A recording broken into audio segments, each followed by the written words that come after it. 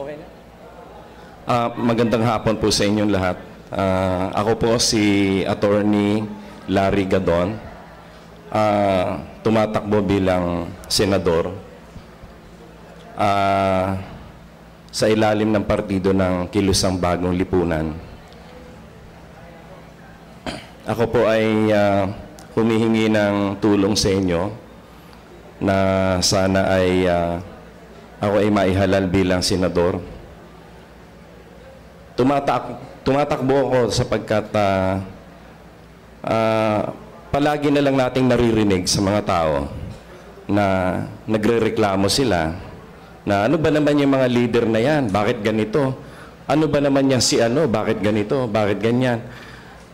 Reklamo ng reklamo yung mga tao. Pero ang mahirap kasi niyan, yung mga may kakayahan at yung may mga sapat na karunungan para maglingkod sa bayan, hindi naman tumatakbo.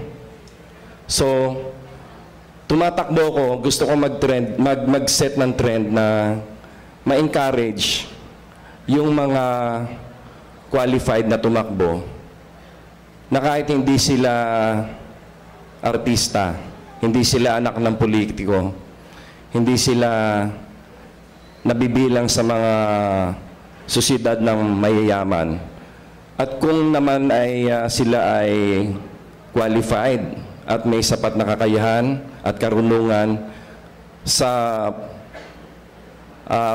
pangalaga ng bayan, sa pagpapatakbo ng gobyerno, sana ay ma-encourage silang tumakbo. Yun po. Thank you.